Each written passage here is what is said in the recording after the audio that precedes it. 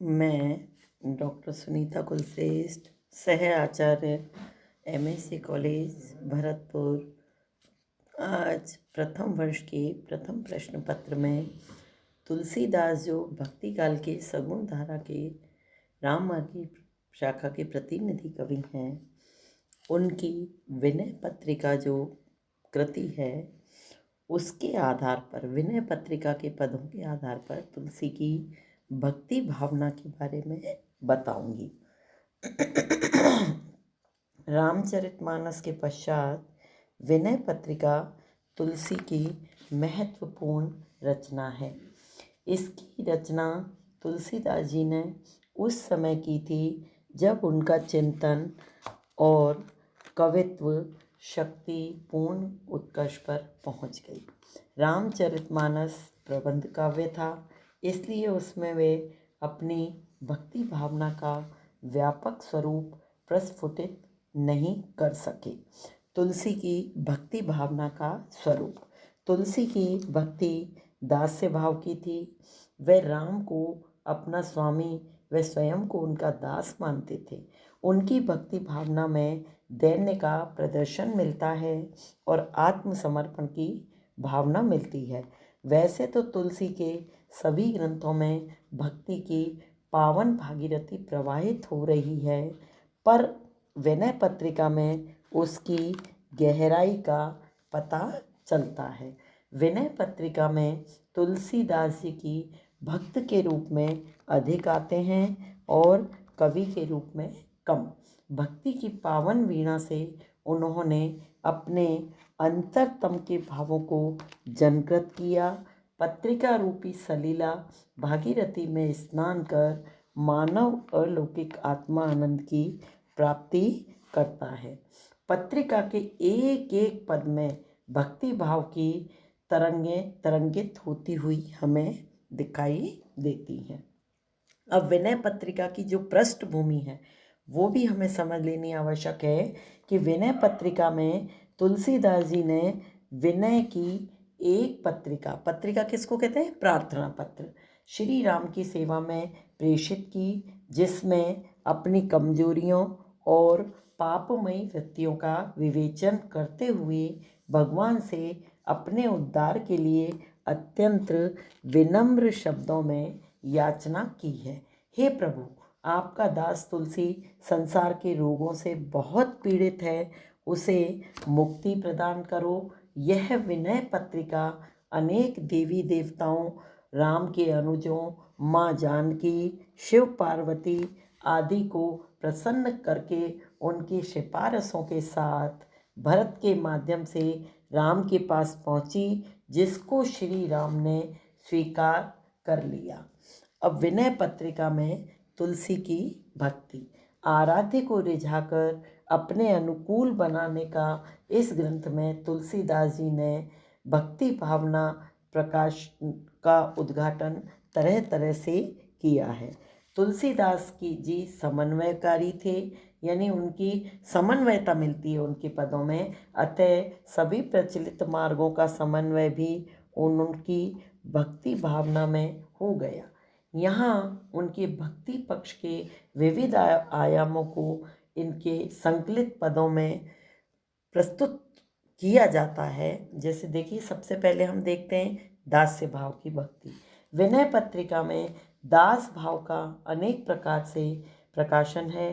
तुलसीदास समर्पण भाव से राम की दासता स्वीकार करते हैं।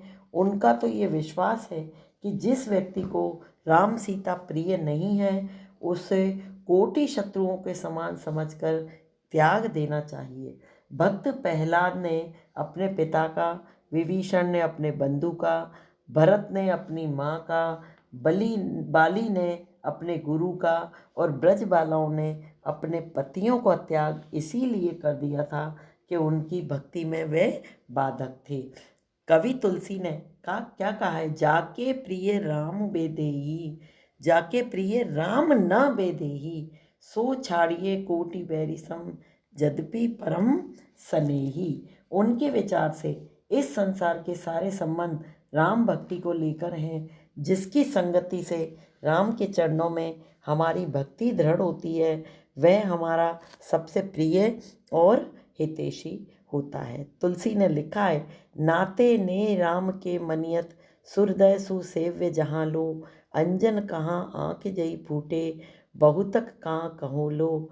तुलसी सो सब भांति परम हित, पूज्य प्राण ते प्यारो, जासो होए सने राम पद, ए तो मतो हमारो। यानी उन्होंने कहा ऐसा काजल क्या काम का जो आँखों को ही फोड़ दे। और अगला, आत्मदोषों का प्रकाशन। अपने भक्ति पदों में तुलसीदास ने मात्र अपने आराध्य का गुणानुवादन ही नहीं किया, अपितु गिन गिन कर अपने दोषों का उद्घाटन भी किया, प्रकाशन भी किया है। दोषों की स्वीकृति प्राय हृदय की स्वच्छता की परिचायक होती है। वे कहते हैं कि माया मोह के बंधन में बंधा हुआ हूँ, अज्ञानी हूँ, रात दिन इंद्रियों के वशीभूत होकर दुख के विषम जाल में उलझता जा रहा हूँ।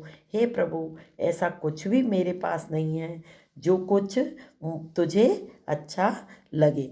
कवि ने कहा है, कबहु मन विश्राम न मान्यो, निस दिन भ्रमत विसारी सहज सुख, जहते इंद्रिय तान्यो, यद्यपि विषय संग सहे दुसह दुख, विषम जाल अरझायो, तदपि न तजत मूढ़ ममता बस, जानत है नहीं जान्यो, जन्म अनेक किए नाना विधि, कर्म कीज चित्त सान्यो। यानी उन्होंने आत्मदोष बताए इस पद के अंदर। अगला, सात्विक जीवन की कामना। सच्चा भक्त अपने कर्मों के साथ जीवन की प्रत्येक सांस को सदाचार से युक्त करना चाहता है।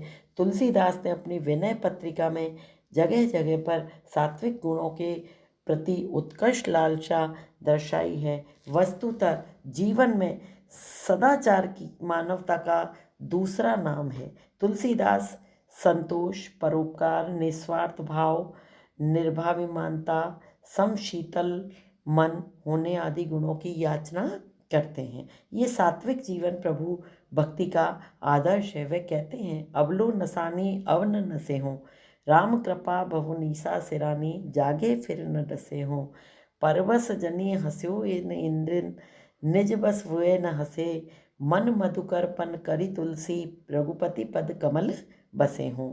अगला है, प्रभु के प्रति अनन्य विश्वास। आराध्य देव के प्रति अनन्य और अटूट विश्वास ही भक्ति का सर्वस्व है। तुलसी ने मन, वचन और कर्म से राम की भक्ति करने के संकल्प को अनेक बार दोहराया है। कवि ने कहा है, जो तुम तजो भजो न आन प्रभु, ये प्रमाण पर मोरे, मन क्रम वचन नरक सुरपुर, जहते रघुवीर निहोरे। यद्यपि राम की भक्ति करने में उनको बहुत कठिनाई है, किंतु निरंतर के अभ्यास से ये सुगम हो जाती है और इसमें परम सुख की प्राप्ति होती है। तुलसी का भाव देखिएगा, रघुपति भगत करत कठिनाई, कहत सुगम करनी अपार, जाने सोई जेहि बनी आई। इस प्रकार से अब हम निष्कर्ष क्या निकलता है इसका? तुलसी की विनय पत्रिका उनकी अंतिम रचना है। इसमें उनके 79 मुक्तक पदों का संग्रह है। इसमें कवि का पूर्ण पांडित्य और भक्ति भावना झलकती है। इसका रस शांत रस है। उक्ति वैचित्र की दृष्टि से भी यह एक श्रेष्ठ रचना है। भाव यह है कि विनय पत्रिका अनेक दृष्टियों में तुलसी का महत्वपूर्ण ग्रंथ है। धन्यवाद।